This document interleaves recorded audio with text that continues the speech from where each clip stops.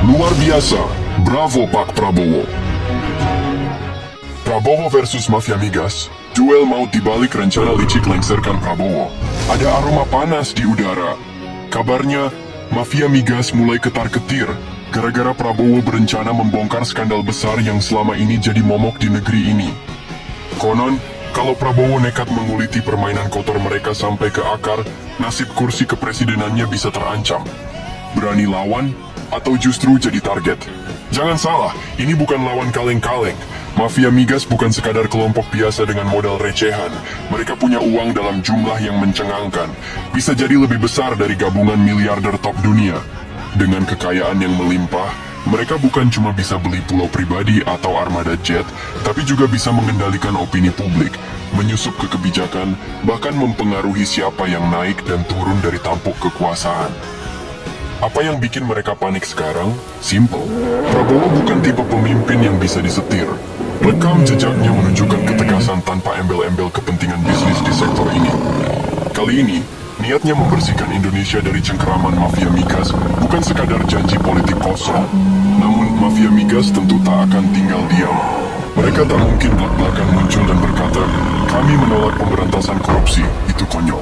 Sebaliknya, mereka beraksi di balik layar, menebar isu miring, menggulirkan propaganda, hingga merancang skenario untuk melemahkan Prabowo secara perlahan.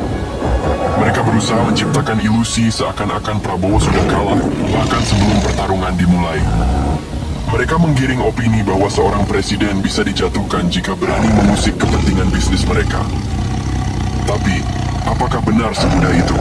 Jangan lupa, Prabowo bukan pemain baru di dunia politik. Dia sudah lama mengasah strateginya di papan catur kekuasaan. Dan yang paling penting, dia punya dukungan rakyat.